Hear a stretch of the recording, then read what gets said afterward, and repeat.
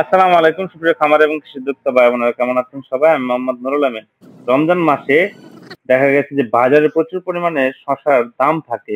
সেজন্য আমরা সরাসরি জমি থেকে শসা সংগ্রহ করার জন্য আজকে বের হওয়া। আমরা চলে এসেছি কাপাসিয়া এগ্রোটেক নার্সারিতে। এটা রেজল ভাই নার্সারি। রেজল ভাই কাজ করতেছিল। তো এটার অবস্থান গাজীপুর জেলা কাপাসিয়া উপজেলা টুক ইউনিয়নের বিরোজুলি বাজারের পাশে এই নার্সারিটি অবস্থান।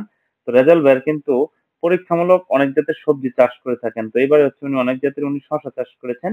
এটা রেজল ভাইয়ের কৃষি প্রজেক্ট সেক্টর। এখানে অনেক জাতের সবজি উনি চাষ করেন এবং অনেক ধরনের ফলও উনি চাষ করে থাকেন, যেহেতু উনি অনেক জাতের চারা উৎপাদন করে থাকেন।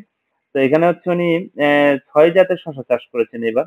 তো আমরা যেই জাতের শসাটা মূলত নিতে এসেছি সেটা আপনাদেরকে দেখাবো, এবং এই জাতটা উনি প্রথমবার চাষ করেছেন। তো আমরা প্রথমে ওনার সেক্টর কৃষি সেক্টরটা ঘুরে দেখছিলাম কোনটা কিভাবে চাষ করেছেন। এটা অসাধারণ একটি কাজ করেছেন। অল্প টাকায় মাচা তৈরি করেছে শসা চাষ করেছেন এখানে। আর এইখানে উনি ৫ জাতের শসা চাষ করেছিলেন, যেটা বলতেছিলেন আর কি।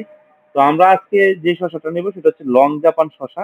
দেখতে পাচ্ছেন এখন যে এটা নতুন জাত, একেবারেই নতুন চাষ করেছেন। তো এই শসাটার জন্য মূলত আসা। আমি গতবার এই শসাটি চাষ করেছিলাম, কিন্তু আমি ফলন ফলাতে পারিনি। যেজন্য বাইরের কাছে দেখতে এসেছি এবং আমি নিতেও এসেছি।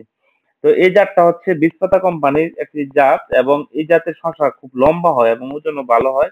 আর খুব গাঢ় সবুজ হয় শসাটি। আর খেতেও খুব সুস্বাদু। তো এখানে দেখলাম যে মাশাআল্লাহ ভাইয়ের খুব সুন্দর হয়েছে। ভাই মাত্র ৪ কেল লাগিয়েছিলেন, যেটা বলা চলে। তো মাশাআল্লাহ ফলনও ভালো হয়েছে। তো ভাই যেটা বলতেছিল যে এই জাতের শসা যদি চাষ করতে চাই, তাহলে আমরা ওদের প্রচুর পরিমাণে জৈব সার দিতে হবে এবং ভিটামিন স্প্রে ব্যবহার করতে হবে। তাহলে দেখা গেছে যে শসার ফলনটা ভালো হবে।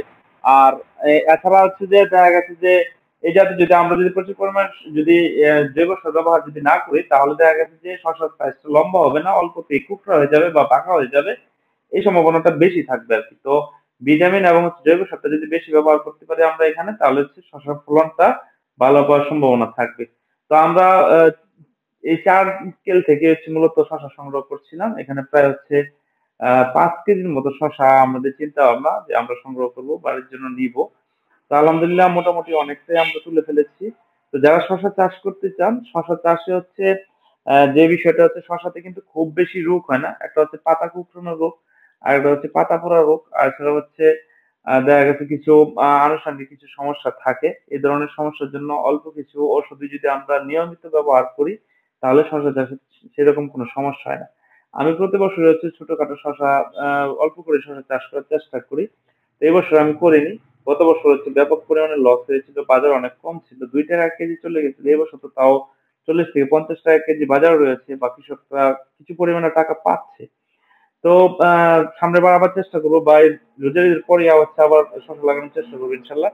তো আজকে ভিডিওটি এখানে শেষ করবো। যারা এই পর্যন্ত ভিডিওটি দেখেছেন সবাইকে অসংখ্য ধন্যবাদ জানাচ্ছি। সবাই ভালো থাকবেন, সুস্থ থাকবেন। আসসালামু আলাইকুম।